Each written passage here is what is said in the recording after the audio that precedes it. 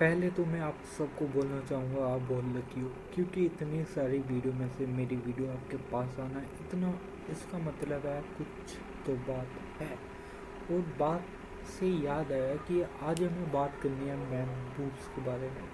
कि man boobs के बारे में बोलते तो सब है, लेकिन बात कोई कोई करता है।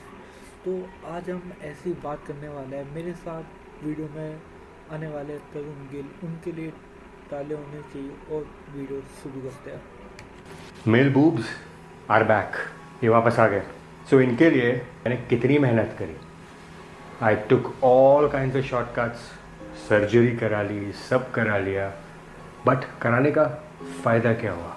ये तो जनाब वहीं पे हैं, they are still there as it is. सिर्फ और सिर्फ 2 से 3 महीने लगे और ये मेल एक बात तो है भाई, सोशल मीडिया पे आके बताना भाई बहुत बड़ी बात है यार, बहुत ज़्यादा।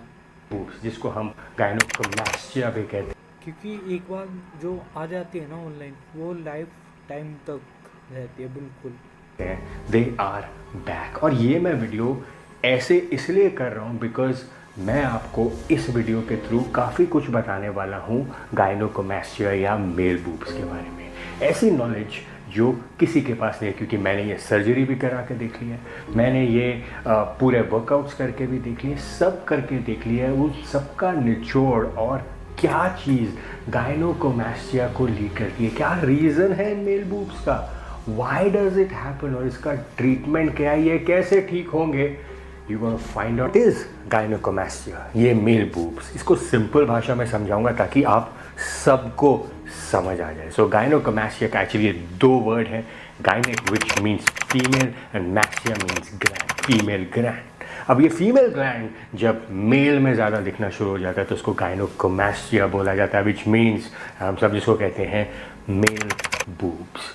What are male boobs, right? ये कहने में सुनने में बहुत वल्गर लगता होगा लोगों को, बहुत एक्सप्लिसिट लगता होगा, but let me tell you this problem is very very very very common nowadays. Common क्यों है, आपको एक रिसर्च दिखाता हूँ।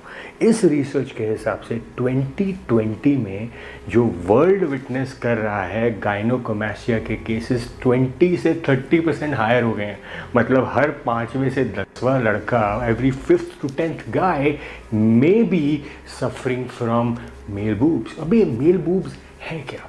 मेल बूब्स कुछ नहीं है, this is just a hormonal imbalance. Hormone imbalance मतलब आपको पता है, जैसे मेल की बॉडी में what is a dominant hormone, which is testosterone, और फीमेल की बॉडी में कौन सा डोमिनेंट हार्मोन है, विच इज एस्ट्रोजन। सो जब आप बड़े हो रहे होते हो, specially the age of 14 to 17, वो आपके एडोलेसेंट ईयर्स है, प्यूबर्टी हिट करते हो, उसी टाइम आपके ये जो हार्मोनल इम्बैलेंसेज होते हैं पीक पे होते हैं, बिकॉज आपकी body you're getting you're teenager, you stepping into a zone जो बड़ा अननोन होता है बॉडी के लिए। सो इसलिए ये लोचा हो रहा होता है आपकी बॉडी में। So what that technically means कि एस्ट्रोजन आपकी बॉडी में ज़्यादा जा रहा है और टेस्टोस्टेरोन थोड़ा कम हो रहा है, but as in about 6-7 months और about ईयर और 2 ये चीज़ें नॉर्मलाइज हो जाती हैं और जो टेस्टोस्टेरोन है वो मेल बॉडी में ज़्यादा हो जाता है और उससे आपके मेल बूब्स बिल्कुल नॉर्मल हो जाते हैं।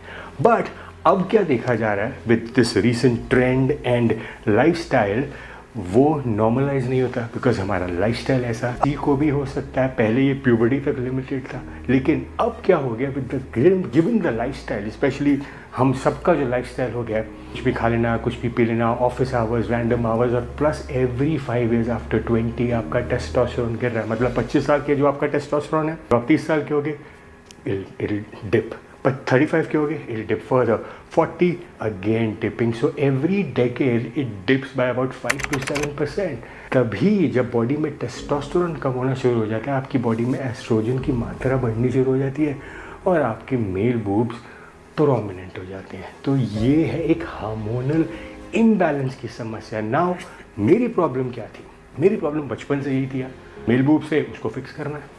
फिक्स करने के लिए क्या करूं, लोगों से पूछता था, ये एक्सरसाइज करूं, वो एक्सरसाइज करूं, वो मुझे 10 टाइप की एक्सरसाइजेज बताते थे, ये कर लो, वो कर लो, और इसी के चलते I abused so many shortcuts, so many anabolics कि यार इससे ठीक हो सकता है, इससे ठीक हो सकता है। बट हाँ, काफ़ी हद तक वो ठीक भी हुआ। I even underwent a surgery, उससे भी ठीक हो गया। बट जैसे ही ये हेल्थ इशू क्रॉप अप हुआ, जैसे ही आई स्टार्टेड फीलिंग कि यार मेरी किडनीज में देयर इज एन इशू, ये मेल ब्रेस्ट या male boobs they came back again. तो was it worth it? Maybe not. So let's understand first कितने टाइप के गायनो। There only two types of gyno. One is actually a gynaecomastia और जिसको हम male boobs बोलते हैं। दूसरा is pseudo gynaecomastia. Pseudo gynaecomastia is chest fat. जैसे आप मेरा देखेंगे, this is now chest fat. अब मैं ये कैसे कह सकता हूँ कि ये चेस्ट फैट है, ये गायनोकोमैस्टिया नहीं है? अगर ये गायनोकोमैस्टिया होता तो ये जो आसपास का हिस्सा है, I could feel it, I could feel a lump, उसमें एक लंप होता। ये सॉफ्ट ना होता, ये हार्ड होता, ये पेनफुल होता, बट ये पेनफुल नहीं है, ये फैट है। It's a layer of fat which means it's not gynaecomastia, it is chest fat. तो ये कैसे ठीक हो सकता है? ये एक्सरसाइज करके ठीक हो सकता है। Maybe I can try out different workouts, maybe I can fix my lifestyle. अगर मैं एक्सरसाइज करनी शुरू कर दूंगा, so this can be fixed. Why? Because ये सूडो गायनोकोमैस्टिया, ये एक्चुअल गायनोकोमैस्टिया नहीं है, ये चेस्ट फैट है। सो अगर आपको भी पता लगाना है कि what is the difference between chest fat या गायनो, बड़ा सिंपल है। गायनो के अराउंड आप टेस्ट चेक करोगे, उंगली करोगे, वो एरिया बहुत ही आपको हार्ड लगेगा, पेनफुल होगा, नम फील होगा, सेंसिटिव फील होगा और एक लंप लगेगा आपके निप्पल के नीचे। अगर वो चेस्ट फैट होगा तो you would not feel anything. That is what the difference between two kinds of gynaecomastia. कई लोगों को गलतफहमी होती है कि हमें गायनो है, हमें गायनो है, हमें तो सर्जरी की ज़रूरत है, हमें तो ये। No, all you need is some good exercise, that is all you need. और हाँ, ये अगर आपको चेस्ट फैट है और आपने इसके ऊपर डाल दिया एनाबॉलिक्स, ये और बढ़ जाएगा। कैसे? Because most of the anabolics, you know, including testosterone, trend, कुछ भी they are very highly anabolic in nature. Androgens भी होते हैं इसमें कई। तो वो क्या करते हैं, ये मेल बूब्स को एग्रीवेट करते हैं। जैसे आपने देखा होगा वर्ल्ड में जितने भी बॉडी बिल्डर्स हैं उनको एक ही समस्या है, यू नो व्हाट, गायनो। सूडो गायनो नहीं है, उनके पास तो बॉडी फैट परसेंटेज उनका ऑलरेडी कम होता है, बट उनको होता है गायनोकोमैस्टिया because they abuse a lot of steroids and anabolic usage and PEDs. That is why they develop this problem. So always understand this. There is a difference, एक pseudo gynecomastia और एक actual gynecomastia. Pseudo gynecomastia is nothing but chest fat जो आपकी exercise से जा सकता है, और जो actual gynecomastia है उसके लिए आपको सर्जरी की ज़रूरत पड़ेगी। तो दोनों को पहले समझो। क्या ये गायनो या मेल बूब्स लाइफ थ्रेटनिंग है? क्या ये आपकी लाइफ? इतना देख के ये तो समझ में आ गया कि हमें बस अपनी लाइफ के ऊपर फोकस करना होता है भाई। लाइफ इस मतलब कि जो हम खाते पीते हैं, एक्सरसाइज करना, ये सब ठीक कर सकते हैं अगर किसी को है तो। खतरे में डाल सकता है। तो इतनी रिसर्चेज हुई हैं, बहुत रिसर्चेज हुई हैं उसमें, और जो सबसे प्रोमिनेंट रिसर्च है क्लीवलैंड क्लिनिक की, उन्होंने ये बताया कि इन रेयर केसेस इसका कोई एक, जैसे कहते हैं ना, लाइफ थ्रेटनिंग इफेक्ट है। वो लाइफ थ्रेटनिंग इफेक्ट क्या है? इमेजिन करो, वो साइकोलॉजिकल है, वो इमोशनल है। जिस आदमी को चेस्ट फैट होता है या गायनो होता है, सही बात है भाई, इमोशनल लेवल पे भी गेम खेला जाता है। मान लो कि किसी को तुम उल्टा उल्टा बोलते हो भाई पूरा दिन, पूरे महीने, वो कहीं ना कहीं वो डिप्रेशन में नहीं भी होता है ना, तो एक टाइम के बाद वो आ जाता है।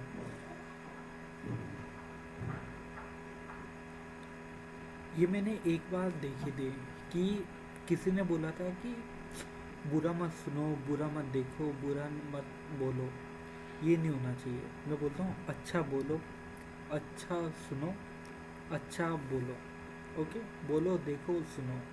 क्योंकि हमारा माइंड है ना, दिमाग से खेलता है बिल्कुल ही, कि ये तुम भी कोई काम हमारे दिमाग को बोलो या मत कर, तो वो बोलता नहीं, मैं तो यही काम करने वाला हूँ, जो करना है वो कर ले। तो हमारा क्या होना चाहिए मोटिवेशन?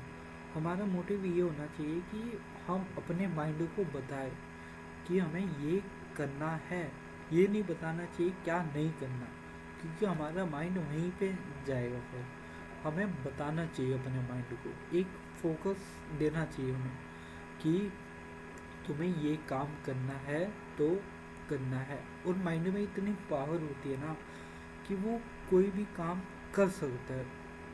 तुम उसे बताओ ना इम्पॉसिबल है, पॉसिबल है, बस तुम अपने माइंड को बताओ कि ये काम करना है, तो तुम्हारा माइंड अपने आप ऑटोमेटिक वो काम कर देगा। person lives under a complete emotional stress and trauma। हर बारी उसको तंग किया जाता है, ओए तेरे तो चेस्ट फैट है, ओए तेरे तो बूब्स हैं, मतलब ही becomes like an complete recluse.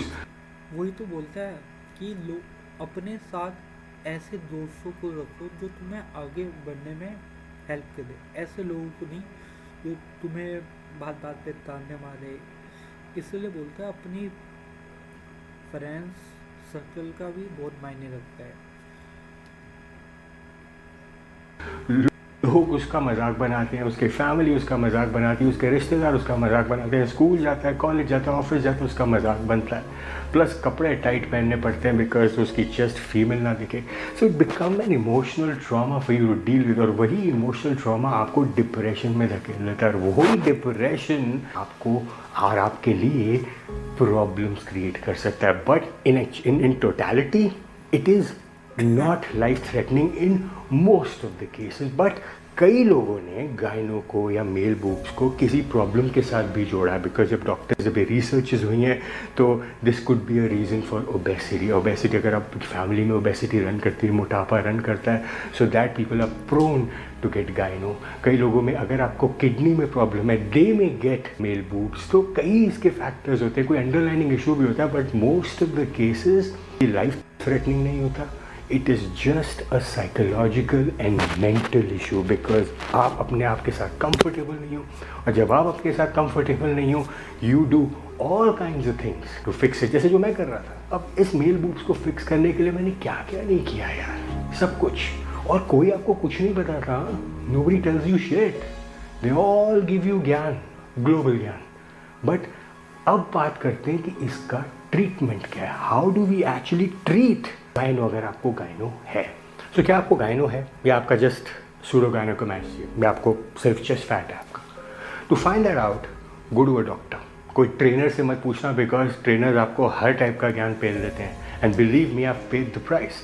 So you don't want to go to your trainer, you want to go to a friggin' qualified doctor who would tell you what exactly the problem is, because उसके बिना अगर आपको problem ही नहीं पता, for example आपको सिर्फ chest fat है लेकिन आप इलाज गायनों का कर रहे हो, so obviously defeats the purpose. So find that out, go to a doctor. वो सब आपका अल्ट्रासाउंड करेंगे, they have their own set of machinery, उसके बाद दे कम टू अ कंक्लूजन, आपको बताएंगे। फॉर एग्जाम्पल अगर आपको चेस्ट फैट है, which means pseudo-gynecomastia, which means you don't need a surgery, और वो सर्जरी की भी कॉस्ट मैं आपको आगे बताऊंगा। then you don't need that surgery, all you need are certain exercises। अगर आप हैवी वेट ट्रेनिंग भी करेंगे, अगर आप अपने आप को जैसे कहते हैं ना मसल स्टिमुलेशन देंगे as the time progresses, shortcut मत लेना अपना। वही तो मैंने बोला था कि अपने मेहनत के ऊपर और अपने लाइफ जो हम खाते पीते हैं उनके ऊपर हम ध्यान रखेंगे ना, तो कहीं ना कहीं एक टाइम तक लिमिट में ये आ सकता है। बिल्कुल टाइम लेना, जैसे जैसे टाइम बीतेगा, 6 मंथ्स, 9 मंथ्स, 12 मंथ्स, आपका हाँ थोड़ा बहुत ऊपर नीचे हो गया लेकिन चलता है, बॉडी फैट परसेंटेज कम होगा, और चेस्ट से भी जो फैट है वो भी कम आना शुरू होगा, चेस्ट एक अच्छी शेप में आ जाएगी। So you can do this naturally with the use of minimal supplements like multivitamin, fish oil, protein and all that stuff. You don't need to enhance yourself. आपको anabolics की ज़रूरत नहीं है, मेरे वाली गलती कभी मत करना।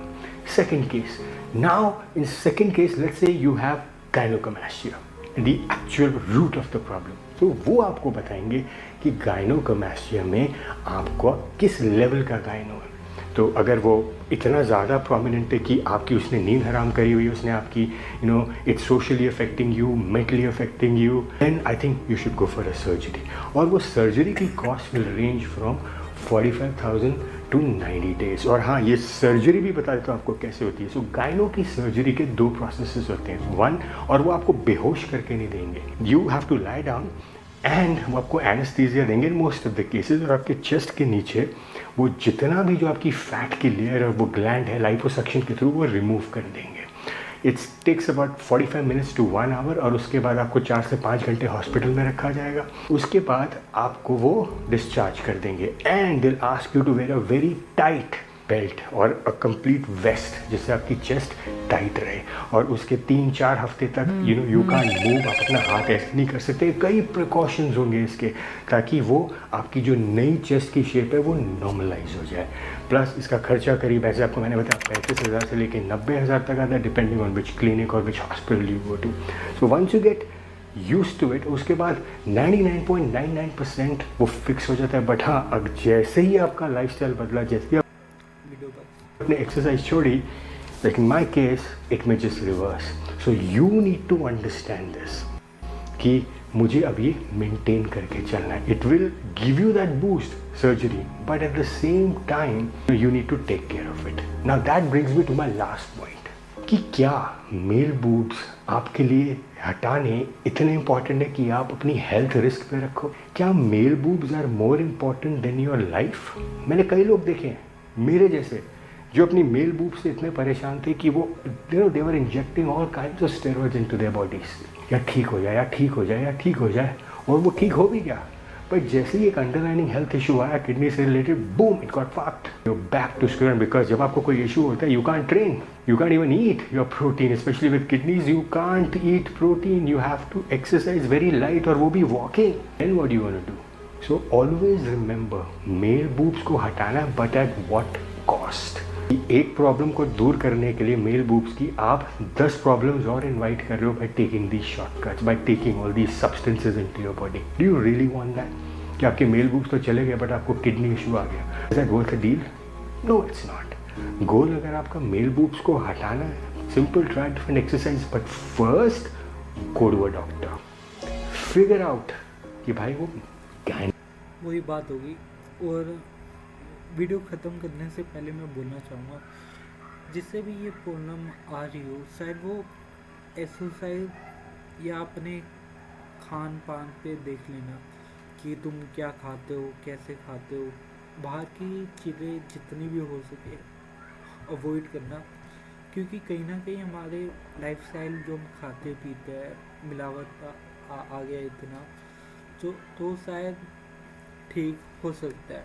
और वैसे भी कोई भी काम शुरू करने से पहले अपने ऊपर बिलीव रखना, क्योंकि पहले कुछ भी करने से पहले हमें अपने माइंड में जीतना पड़ता है। बाहर से ज़्यादा जीतने के लिए पहले हमें अपने माइंड में विश्वास दिलाना होता है कि हम जीत सकते हैं। वैसे ही बोलता है, जिसका माइंड पावरफुल है वो कोई भी जीत सकता है।